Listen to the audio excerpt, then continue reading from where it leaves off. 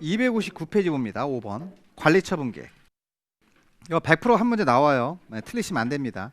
자, 관리처분계획을 곧바로 가시면 안 되고요. 분양신청 단계를 먼저 이해를 좀 하셔야 됩니다.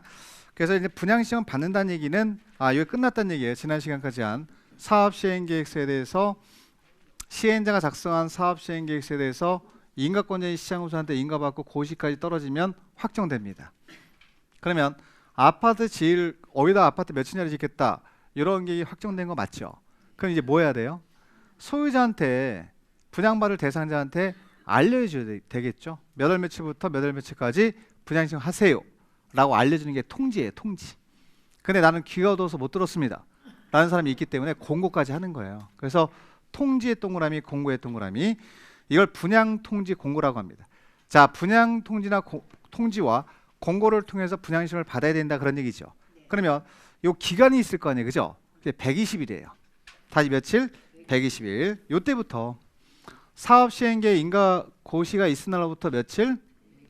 동그라미. 자, 120일 이내에 자, 분양신청자에게 분양신청 기간 등을 통지하는 겁니다. 통지. 자, 그리고 일간신문에 공고까지 해야 돼요. 그래서 통지 동그라미 쳐놓고 공고해야 된다. 요 흐름만 잡으시면 돼. 여기는 120일 이내에 자, 토지 등 소유자에게 통지하고 분양이 대상이 되는 대지나 건물의 내역 등 자, 대통령으로 정하는 사항을 일간신문에 공고해야 한다. 공고까지 해야 되는 기간이 120일이고요. 그 밑에 박스는 참고만 하시면 돼요. 뭐 예를 들어서 대표적으로 자, 3번에 가면 분양신청 기간 등을 알려주는 거예요. 자, 언제부터 언제까지 분양신청 하세요. 받겠습니다. 자, 그럼 분양신청 기간을 알려줬습니다. 지금 일간신문에 공고까지 했어요. 그러면 이때 시행자가 정할 수 있는 분양신청 기간이 밑에 나오는 거예요. 그러니까 이번에 제목이 분양신청 기간이 있죠. 이건 누가 정할 수 있는 기간이냐면 시행자가 정할 수 있는 기간이죠. 그럼 시행자는 자, 지금 어떤 상태예요? 통지도 하고 모두 했어요. 공고도 하면 요 기준점이 통지한 날이에요. 동그라미. 자, 통지한 날로부터 30일에서 60일입니다. 자, 30일에서 60일 사이에서 시행자가 정할 수 있습니다. 요 사이에서 정하는 기간이 분양신청 기간이 되죠. 요 시행자가 정할 수 있는 분양신청 기간은 자, 통지한 날로부터 며칠에서 며칠? 30일에서 60일 사이에서 정할 수 있다. 그럼 예를 들면 30일로 정할 수도 있고 40일로 정할 수도 있고 50일 정할 수 있고 60일 정할 수 있다는 뜻입니다. 근데 이 기간이 부족하대요. 연장할 수 있어요. 밑에 끝에 가세요. 자, 20일의 범위에서 한 차례만 연장할 수 있다고 나오죠. 이 연장 기간까지 동그라미 쳐놔야지. 자, 그럼 일반적인 분양신청 기간은 통지한 날로부터 며칠에서 며칠? 30일에서 60일이지만 이 기간이 부족하다면 20일의 범위에서 한 차례만 뭐 할 수 있다? 연장할 수 있다. 이렇게 정한 게 분양신청 기간이 되고요. 넘기십시오. 자, 넘기시면 자, 분양신청이라고 하는 건 어렵지 않습니다. 3번에 자, 대지 또는 건축물에 대한 분양을 받으려는 토지 등 소유자는 분양신청 기간 이내 시행자에게 대지 또는 건축물에 대한 분양신청을 해야 한다. 어렵지 않잖아요. 지금. 그럼 케이스가 여기서 몇 명이 있을까? 2명이지. 자, 분양신청 기간 내 분양신청 하는 사람도 있고 안 하는 사람도 있겠죠. 자, 그럼 여기서 중요한 건 분양신청 한 사람을 대상으로 자, 아파트를 지어서 몇 동 몇 동 분양해 주겠습니다 라는 계획을 작성하죠. 무슨 단계로 넘어가요? 관리처분계획 단계로 넘어가는 거는 분양신청한 사람을 대상으로 넘어가는 거지, 분양신청 하지 아니한 사람은 손실보상으로 넘어가는 거 밑에. 그러니까 손실보상에 관한 협의라는 얘기는 돈 주고 내보내는 얘기잖아요. 지금 나가는 사람은 중요하지 않아 별로. 그래서 거기 간단하게 자, 손실보상에 관한 협의 밑에 있는 걸 보겠습니다. 자, 시행자는 관리처분계획 인가고시일 다음 날로부터 분양신청하지 아니한 자, 분양신청을 철회한 자, 인가된 관리처분계획에 따라서 분양 대상에서 뭐가 된 자? 직권부 지정하면 제외될 수도 있죠. 그 3명은 어차피 분양 못 받는 사람이에요. 그 사람은 자, 90일 이내 토지, 건축물 또는 그 밖의 권리에 대해서 손실보상에 관한 협의를 하여야 한다. 이렇게 나오죠. 자, 협의해서 내보내라는 얘기입니다. 그러니까 이 나간 사람은 우리가 사실 시험의 논점이 아니지요. 나간 사람이 뭐가 중요하겠습니까? 그냥 분양신청 기간 중에 뭐 한 사람들, 분양신청 하신 분이 총 1000명 중에 900명이 했다. 900명한테 자, 아파트 짓는 계획은 여기 나와 있잖아 이미. 사업시행계획에 나와 있으니까 자, 그 아파트를 누구한테 분양해 주겠다는 계획을 또 한 번 수립하는 거예요. 그때 수립하는 계획 이름이 밑에 나와요. 자, 무슨 계획? 관리처분계획 수립. 그럼 관리처분계획 수립이 됐다는 얘기는 분양신청을 다 받았다는 얘기지. 그럼 분양신청 현황 1000명 중에 900명 신청했다. 900명한테 몇 동 몇 호를 분양해 주겠다라는 분양계획을 작성하라는 얘기예요. 수립하라는 얘기예요. 그래서 밑에 끌고 내려가면 자, 관리처분계획 내용 밑에 보시면 그 내용이 나옵니다. 시행자는 분양신청 기간이 끝났죠. 지금 종료가 되면 분양신청 현황이 있을 거 아니야. 900명이 신청했다, 800명이 신청했다는 거 현황을 기초로 해서 관리처분계획을 수립해서 시장호수 등의 인가를 받아야 한다. 한번 끊어요. 자, 인가받은 사항을 변경 동그라미 2개 중지 폐지. 아까 우리가 지난 시간에 중지 폐지 했나요? 우리? 했죠. 사업시행계획 할 때 똑같아요. 그럼 중지 나오고 폐지 나오면 또한 같다라는 얘기는 또한 인가를 받아야 한다는 얘기죠. 똑같습니다. 내용이. 자, 그리고 변경 중에서 경미한 변경은 인가 안 받고 뭐 한다 그랬어요? 똑같아. 내용이 사업시행계획이랑 그 내용은 변경, 중지, 폐지도 또한 인가를 받지만 자, 그 중에서 경미한 변경은 신고하면 된다. 그 내용은 차이가 없습니다. 그 원리를 그대로 적용하면 되는 거예요. 그래서 자, 확인을 하시고요. 내려가서 박스 안에 있는 게 관리처분계획의 내용입니다. 여기는 전부 다 어떤 글자가 다 포함되어 있을까요? 1번부터 쭉 내려가다 읽어보면 공통적인 단어가 있어요. 분양입니다. 그냥 분분 외우지 말고 그냥 분양에 관한 내용이 들어가 있다 이렇게 하시면 돼. 자, 그럼 분양에 관한 내용만 대표적으로 동그라미 하나 치고 내려가시면 되지. 자, 분양 설계부터 해서 대상자 등이 나와요. 그러니까 결국은 대부분의 내용이 분양에 관한 내용이 포함된 계획이 무슨 계획의 내용이다? 관리처분계획의 내용이다. 그렇게 정리만 하고 넘어가는 겁니다. 외우는 게 아닙니다. 이거는. 자, 오른쪽 가서 자, 오히려 여러분들 아셔야 될 게 2번이에요. 오른쪽 가면은 261페이지에 관리처분계획의 수립기준 나오죠. 이건 신경을 좀 많이 써야 됩니다. 이 내용을. 자, 작성 기준부터 갈게요. 그럼 관리처분계획을 작성할 때 시행자 작성할 때 법으로 정한 기준이 있겠죠. 그러면 그 1번이 그 기준인데 보겠습니다.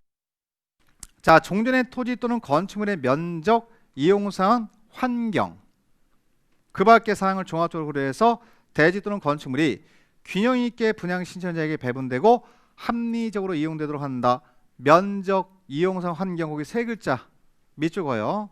자, 법으로 명시한 그 내용이 3개가 있어요.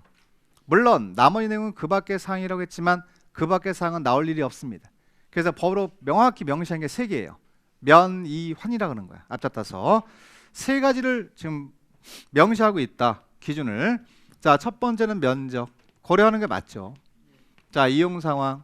고려하는 거 맞죠? 환경. 그러니까 이걸 앞잡아서 환경 등을 고려합니다 하고 넘어가 1번은.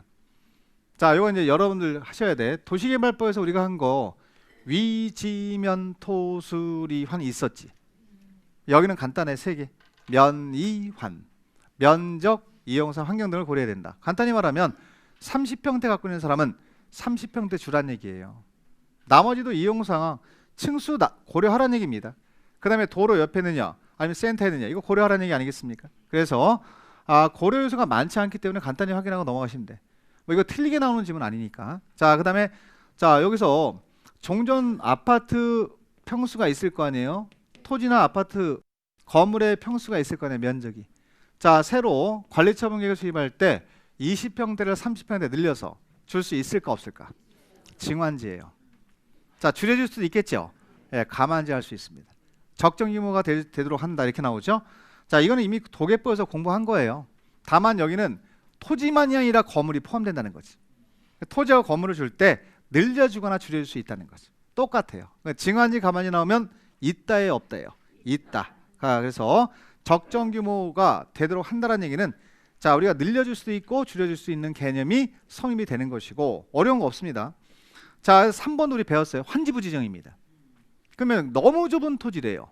그럼 너무 좁은 토지라는 얘기는 뭐예요? 늘려주기 어렵다는 얘기잖아. 그럼 이 사람들은 직권으로 부정한 다음에 현금 주고 내보낼 수 있다 없다? 있다. 맨 끝에 밑줄. 현금 청산할 수 있다의 밑줄. 자, 이런 것들은 다 배우고 온 거니까 대입만 하시면 돼. 자, 그리고 내려가서 4번에 가면 위해 방지를 위한 조치가 나오는데 이건 밑줄만 2군데 그세요. 자, 재해나 위생상의 위해 방지 밑줄. 자, 재해나 위생상의 위해를 방지하기 위해서 토지의 규모를 조정할 특별한 필요가 있는 때에는 너무 좁은 토지를 증가시키거나 놔두세요. 자, 토지에 관하면서 보상할 수도 있고 밑줄 건축물의 일부와 건축물에 있는 대지의 공유지분을 교부할 수 있다 이렇게 나옵니다. 자, 그러면 이 지금 토지가 무슨 토지죠? 너무 좁은 토지죠. 중간에 너무 좁은 토지라고 나와요. 그럼 지금 3번이랑 4번을 비교해 보면 일반적인 상황에서가 3번이에요.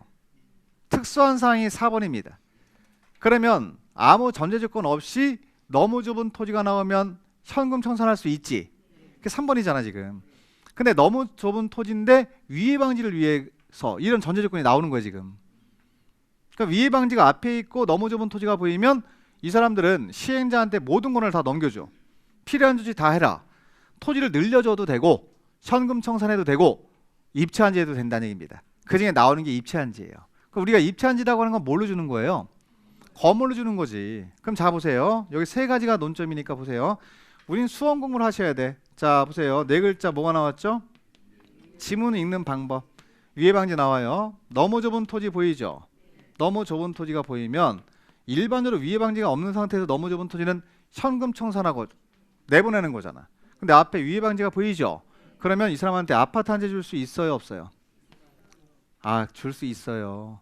건축물 일부와 건물이 있는 대지의 공유지분을 교부할 수 있다 없다? 있다. 그러니까 여기는 키워드가 요거예요. 네 글자. 무슨 방지를 위해서? 위해 방지를 위해서는 알아서 하세요라고 하는 거야. 편한 대로. 자, 토지 늘려주고 싶으면 늘려줘도 되고요. 현금 주고 내보내면 됩니다. 그 다음에 그 사람한테 아파트 한 채 줘도 된다는 얘기죠. 자, 그럼 건물 일부와 건물이 있는 대지의 공유지분을 교부할 수 있다. 이걸 네 글자로 무슨 환지? 입체 환지도 된다. 그러니까 요거는 앞에 어떤 글자가 있을 때 요거 나오면 이렇게 찾으시면 돼. 그러니까 위해 방지를 위해서는 입체 환지 할 수 있다. 이게 키워드야. 그러니까 요거는 이제 재량권을 준다고 보시면 돼. 시행자한테. 자, 그만큼 위해 방지가 중요하다고 보는 거고요. 자, 내려가서 분양 설계, 작성 기준. 여러분 분양 설계에다 밑줄 놓으시면 자, 분양 설계가 뭔지를 먼저 아셔야 되거든요. 여러분 분양 설계는 이거예요. 여기 분양 신청을 받았습니다. 자, 받을 때 여기 이 사업 시행 계획서에서 몇 세대의 아파트 짓겠다가 나와요, 안 나와요? 나와요, 이미. 그럼 우리가 일반적으로 재개발, 재건축을 하게 되면 정비 사업을 하게 되면 기존에 있는 세대수보다 세대수가 늘어나요, 줄어들어요? 늘어나지. 용적률이 완화되니까. 그래서 1000세대가 있으면 1500세대, 1600세대 이렇게 늘어나는 거야. 높이가 높아지기 때문에. 자, 그러면 1000세대에 있던 사람들이 모두 신청해도 남는 물량이 있어요, 없어요? 1000세대 아파트 철거하고 새 아파트 1500세대 짓는 거잖아, 그죠? 남는 물량이 있다는 거지. 이때 분양을 해준단 말이에요. 1500세대에 대해서. 그러면 조합원들한테 먼저 우선 분양해요, 일반 분양이랑 똑같이 해요? 조합원한테 우선 분양하고 남는 물량은 조합원 외이자한테 분양하죠. 그럼 여러분들이 조합원이 아닌 경우 조합이 시행자일 때 비조합원으로서 분양을 받고자 이렇게 가봐요 한번. 조합원 분이 물량 끝나고 일반 분양하거든. 요 단계에서. 그러면 조합원들한테 먼저 공급하고 남는 물량을 일반 분양한다는 얘기지. 그럼 여기서 가보시면 거기에 이렇게 환지 설계가 나와. 분양 설계가 나와. 이게 분양 설계예요 여러분들. 여기다 아파트 몇 동 짓습니다 이렇게. 그러면서 가보시면 그 책자를 보시면 이게 노란색으로 이렇게 칠해놓은 게 있어요. 이렇게 여기도 이렇게 노란색으로 칠한 게 있어요. 몇 개. 여기도 노란색으로 이렇게 칠한 게 있어. 자, 그러면 여러분들이 보시면 이건 뭐예요? 라고 물어보면 관계자한테 이거는 조합원한테 분양이 끝난 물량입니다. 그 남는 물량이 있죠? 이것만 우리한테 분양해 준다는 얘기예요. 그럼 이걸 뭐라 그래? 이거를 이게 노랗게 칠한 이 칠해놓은 걸 뭐라 그래? 응? 이게 분양 설계예요. 이게 분양 설계라 그래 이거를. 자, 분양 설계라고 부른 거예요. 요 자체를. 그러면 여기서 자 보세요. 자, 분양 설계는 지금 누구한테 주는 물량을 먼저 빼놓는 거죠. 그 물량을 700개 빼놓을지 800개를 빼놓을지를 언제 결정해? 아니, 그 최종 인원이 언제 확정돼요? 분양신청. 조합원들한테 먼저 분양신청을 받잖아 우리가. 그럼 최종 인원이 언제 결정돼요? 최종 인원 몇 명이 신청했다가 언제 결정돼요? 무지막지하게 어려운 거 물어보는 거 아니에요 지금. 이때 결정돼 이때. 아니 분양신청을 받고 나서 맨 마지막 날에 나오지 않을까? 그날이 분양 설계 작성 기준이래요. 어려운 거 물어보는 거 아니야 이거. 그래서 분양 설계는 분양 신청 기간이 만료되는 날이다 이렇게 하는 거야. 이런 것들 간단하게 확인하셔야 돼. 근데 잘 나와 시험에 이게. 그래서 한번 이해하시면 절대 안 까먹어요. 그렇게 정리하시고, 자 내려가시면 6번에 가면 1주택 공급 원칙이 나옵니다. 자 그럼 1주택 공급 원칙이라는 얘기는 자 한 명이 하나의 세대 또는 한 명이 하나의 생애 주택을 갖고 있대요. 그러면 종전에 주택을 3-4채 갖고 있는 사람이 있을까 없을까? 그 사람한테 몇 개씩 공급해 줍니까? 분양을 몇 개씩 해줍니까? 하나만 주는 게 원칙이에요. 그러니까 제목처럼 원칙은 주택을 몇 개? 하나씩 주는 거야. 그러니까 주택 수 상관없어. 자 토지 상관없어요. 그래서 자 거기 앞에 보시면 하나의 세대 또는 한 명이 하나의 생애 주택이나 토지를 소유하고 있는 경우 1주택을 공급한다고 끊어요. 또 하나 같은 세대에 속하지 아니하는 2명 이상이 하나의 주택이나 하나의 토지를 공유에 동그라미 치면 되죠. 에듀윌 유료 회원만의 특별한 서비스.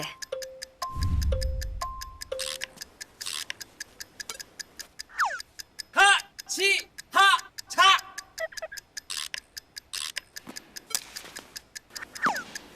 같이 하자. 정답! 같이 하자 친구야. 에듀윌 유료 회원.